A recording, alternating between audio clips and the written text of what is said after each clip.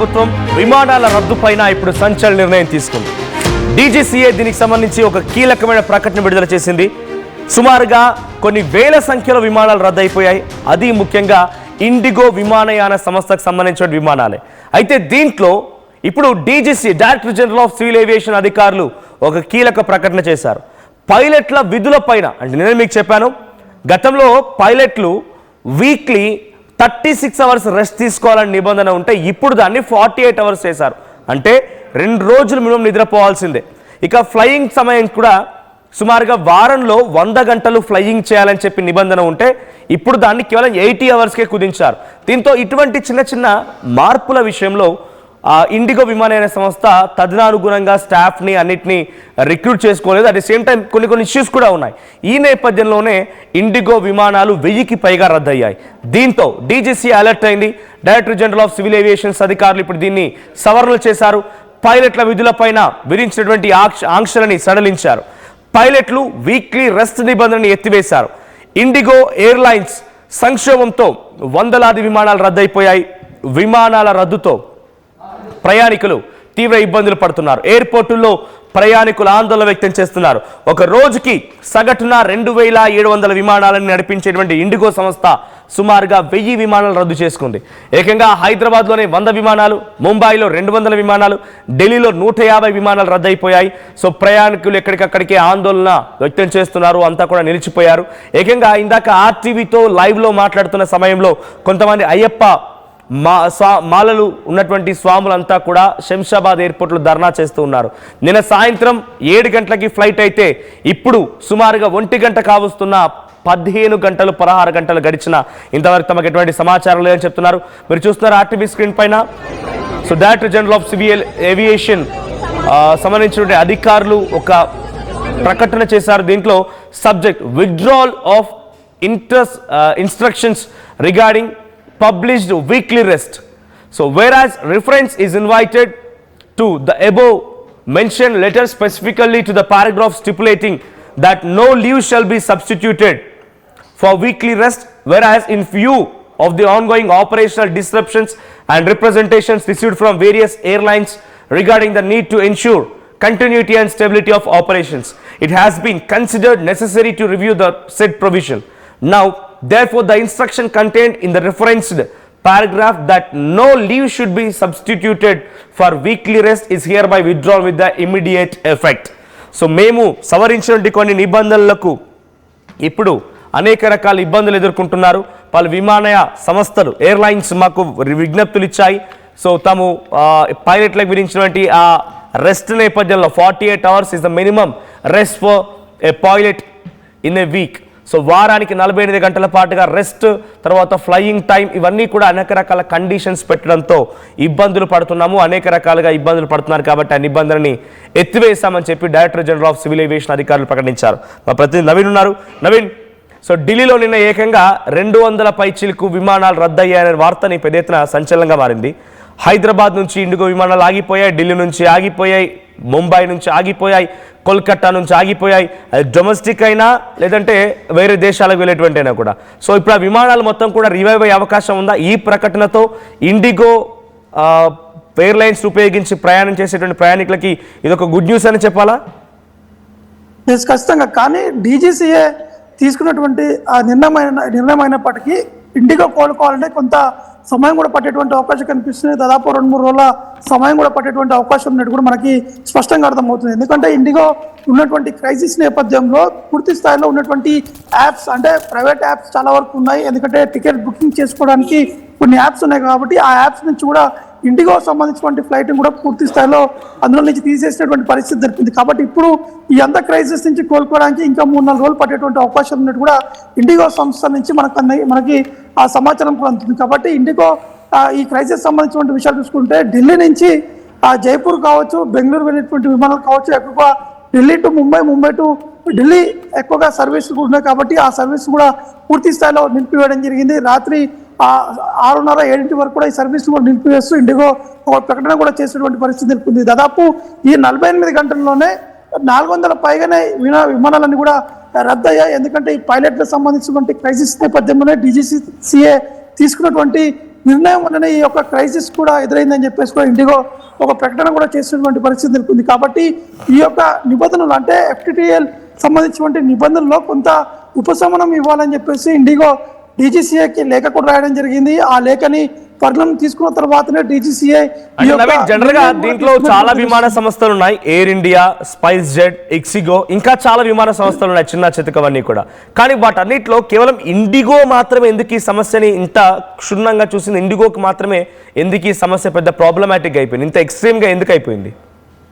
అంటే మన ఇందులో మెయిన్ కారణం ఏంటంటే మన దేశంలో ఇండిగో సర్వీసులు అనేది చాలా ఎక్కువగా ఉన్నాయి. దాదాపు 2200 సర్వీసులు పైగానే ఇండిగో నడుపుతుంది. కాబట్టి దీంట్లో ఉన్నటువంటి పైలట్ల కొరత వల్లనే ఈ యొక్క సమస్య కూడా ఎదురైనట్టు కూడా మనకి స్పష్టంగా అర్థమవుతుంది. ఎందుకంటే ఇటీవల కాలంలోనే DGCA తీసుకున్నటువంటి ఆ నిర్ణయాల వల్ల ఈ పైలట్ పై పడుతున్నటువంటి ఒత్తిడిల వల్లనే ఈ యొక్క DGCA నిర్ణయం కూడా తీసుకోవడం జరిగింది. దానికి కొంత సమయం కూడా ఇండియాకి ఇచ్చినటువంటి సిచ్యువేషన్ నెలకొంది. కానీ సాధారణంగా చూసుకుంటే సపోజ్ ఎయిర్ ఇండియా ఉంది, దాంట్లో ఎయిర్ ఇండియా కేవలం 10లో కేవలం 4% మాత్రమే ఎయిర్ ఇండియా సర్వీసులు మాత్రమే ఉన్నాయి. కానీ ఎక్కువ శాతం ఇండిగో సర్వీస్ ఉన్నాయి. కాబట్టి ఈ ప్రభావం అనేది ఇండిగో పైన ఎక్కువగా పడినట్టు కూడా మనకి స్పష్టంగా అర్థమవుతుంది. కాబట్టి ఈ సర్వీసులన్నీ కూడా ఇంకా ఒక 2-3 రోజుల్లోనే సర్వీసులన్నీ కూడా తిరిగి ప్రారంభమైనటువంటి అవకాశం కనిపిస్తుంది. ఎందుకంటే చాలామంది అయ్యప్ప భక్తులే కాకుండా చాలామంది ఇంటర్వ్యూస్కి వెళ్ళేటువంటి వారు కూడా చాలా ఇబ్బందులు పడ్డారు.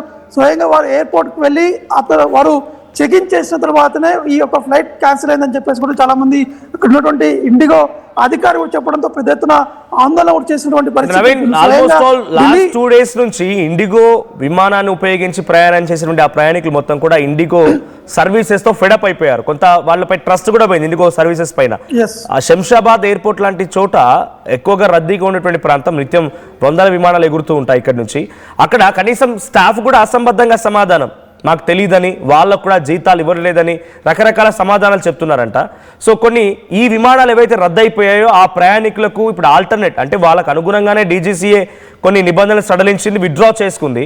ఇప్పుడు ఆల్రెడీ డిస్టర్బ్ అయినటువంటి ఆ ప్రయాణికులకి కంపెన్సేట్ చేయబోతోందా? వాళ్ళకి ఆల్టర్నేట్ ఫ్లైట్స్ ఇప్పుడు ఇమ్మీడియట్గా ట్రేస్ అవుట్ చేసే అవకాశం ఉందా? ఇక్కడ బిగ్గెస్ట్ పాయింట్ ఏంటంటే నిన్న 5 గంటలకి విమానం ఉంటే ఆల్మోస్ట్ 3 o'clock వెళ్ళేటువంటి స్వాములందరికీ కూడా, అయ్యప్ప స్వాములందరికీ కూడా స్టిల్ మనం ఈ వార్త చెప్పే సమయానికి కూడా ఇంకా అక్కడ విమానం రాలేదు. వాళ్ళకి ఎటువంటి కనీసం రిఫ్రెష్మెంట్ కూడా ఇవ్వట్లేదు అక్కడ విమాన సంస్థ. సో ఇటువంటి వారికి ఎలా కంపెన్సేట్ చేయబోతుంది? దీనిపై గవర్నమెంట్ రియాక్షన్ ఏంటి? అంటే వీటిని కవర్ చేసుకునేందుకే ఇప్పుడు ఇండిగో కొత్త నిర్ణయం కూడా తీసుకున్నట్టు కూడా తెలుస్తుంది. కొంతసేపటి క్రితమే ఇండిగో సంబంధించినటువంటి అధికారులతో పాటు DGCA ఇద్దరి మధ్య ఒక సమావేశం కూడా జరిగింది. ఆ సమావేశంలో మాత్రం ఈ 2 రోజుల నుంచి క్యాన్సిల్ అయినటువంటి ఆ టికెట్స్ అమౌంట్స్ అంతా కూడా రీఫండ్ కూడా చేసేయాలని చెప్పేసి కూడా DGCA ఇటు ఇండిగో సంబంధించినటువంటి టీమ్స్ కూడా ఆదేశాలు కూడా జారీ చేయడం జరిగింది. దీనికి సంబంధించినటువంటి రీఫండ్ ప్రాసెస్ అనేది కూడా కొనసాగుతుంది. మరికొంతమంది ఇప్పుడు సపోజ్ తిరుపతి నుంచి ఢిల్లీకి వచ్చేటువంటి దాంట్లో ఉన్నటువంటి ప్రయాణికులకి వాళ్ళకి కావాల్సినటువంటి ఆ సదుపాయాలు కూడా ఏర్పాటు కూడా చేసినట్టు కూడా ఇండిగో ప్రకటన కూడా చేయడం జరిగింది. ఎందుకంటే చాలా వరకు సపోజ్ తిరుపతి అనేది చిన్న, అక్కడి నుంచి కేవలం కొంతమంది మాత్రమే ఆ సర్వీసులు వాడతారు. ఇండిగో సంబంధించిన సర్వీస్ కావచ్చు. ఇటు అంటే నాట్ ఓన్లీ రీఫండ్స్, అంటే వాళ్ళు ఆల్రెడీ చాలా మంది కూడా మీరు అంటున్నట్టుగా ఇంటర్వ్యూస్కి వెళ్ళే వాళ్ళు, హెల్త్ ఎమర్జెన్సీకి వెళ్ళే వాళ్ళు, బిజినెస్ ట్రిప్లపై వెళ్ళేవారు, వాళ్ళు అటు up and down tickets book చేసుకుంటూ ఉంటారు. సో వేరే ఫ్లైట్లు కూడా క్యాచ్ అప్ ఫ్లైట్స్ వాళ్ళు బుక్ చేసుకుంటారు, అక్కడ రెసిడెన్స్ బుక్ చేసుకుంటారు, అన్నీ జరుగుతూ ఉంటాయి. ఆ సిచ్యువేషన్లో వీళ్ళ కారణంగా ఇవన్నిటి ఎక్స్పెన్సెస్ వాళ్ళపైనే భారం పడుతుంది. కాబట్టి వాటిపై కంపెన్సేట్ చేయాలని గవర్నమెంట్ ఎక్కడైనా ఇండిగో సంస్థల్ని ఆదేశించిందా?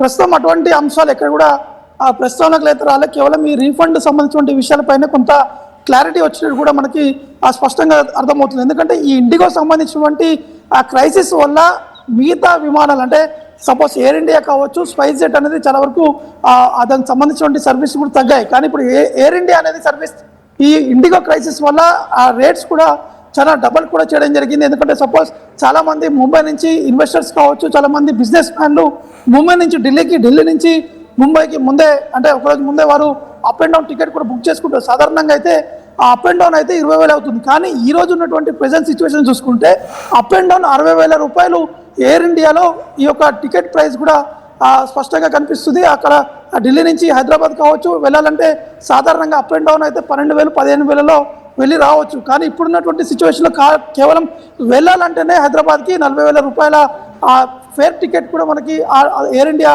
వెబ్సైట్లో కూడా మనకి స్పష్టంగా కనిపిస్తుంది. కాబట్టి ఇండిగో సంబంధించినటువంటి క్రైసిస్ని ఎయిర్ ఇండియా క్యాచ్ చేసుకోవడము, దాంతోపాటు ఈ యొక్క ప్రభావంతో ప్రయాణికులందరూ కూడా తీవ్ర స్థాయిలో ఇబ్బందులు పడుతున్నారు. ఇప్పుడు ఈ ఫ్లోటింగ్ అంతా ఆ ట్రైన్స్ వైపు మొగ్గు చూపుతున్నారు. అంటే ఈ ప్రయాణికులు ఈ విమానాల సర్వీస్ సంబంధించినటువంటి అంశాలు కూడా చూసి వారందరూ కూడా విసిగిపోయి వెంటనే ఆ ట్రైన్స్కి వెళ్ళిపోవాలని చెప్పేసి కూడా కొంతమంది నిర్ణయాలు కూడా తీసుకునే, కొంతమంది వివాహాలకి వెళ్ళేటువంటి ప్రయాణికులు ఉంటారు, కొంతమంది ఎమర్జెన్సీ చాలా మంది దానిపై ఎక్స్పర్ట్స్ కానీ రెగ్యులర్ గా వెళ్లే వాళ్ళు లేకపోతే కొంత ఎడ్యుకేటెడ్ కూడా ఉన్నారు కాబట్టి వాళ్ళకి లాస్ తెలుసు, చట్టాలు తెలుసు.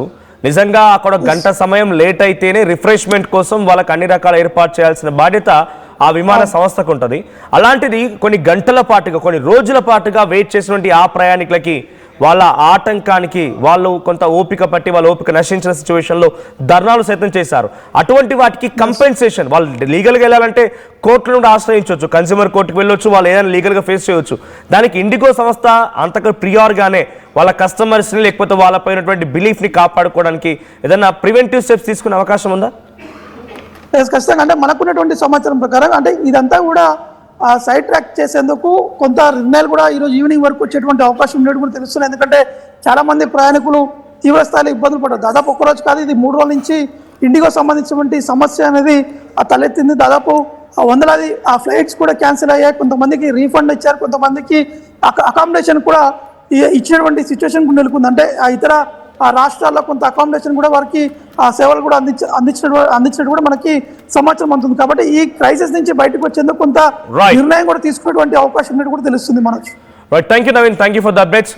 సో ఫార్ ఇప్పటి వరకు ఇంతటి స్థాయిలో ఒక విమాన సంస్థ తల అసంబద్ధంగా నిర్లక్ష్యంగా కుంటి సాకులు చెప్పి ఏ కస్టమర్ని కూడా ఇబ్బంది పెట్టింది, ప్రయాణికుని ఇబ్బంది పెట్టింది లేదు. For the first time highest కొంత authenticity at the same time belief కొంత స్ట్రాంగ్గా గుడ్ విల్ ఉన్నటువంటి ఇండిగో సంస్థ ప్రయాణికులు ఎంతలా ఇబ్బంది పెట్టిందంటే లైవ్ ఎగ్జాంపుల్ మన శంషాబాద్ ఎయిర్పోర్ట్లో, హైదరాబాద్లోని శంషాబాద్ ఎయిర్పోర్ట్లో నిన్న సాయంత్రం 5 గంటలకు వెళ్ళినటువంటి అయ్యప్ప స్వాములు కొన్ని వందల మంది కొచ్చికి చేరుకోవాల్సి ఉంది. పలు విమానాల్ని బుక్ చేసుకున్నారు. వారంతా కూడా ఇప్పటికీ ఇంకా అక్కడే వెయిట్ చేస్తున్నారు. నేను స్టిల్ ఈ వార్త చెప్పే సమయానికల్లా ఇంకా శంషాబాద్ ఎయిర్పోర్ట్లోనే ధర్నా కొనసాగిస్తున్నారు.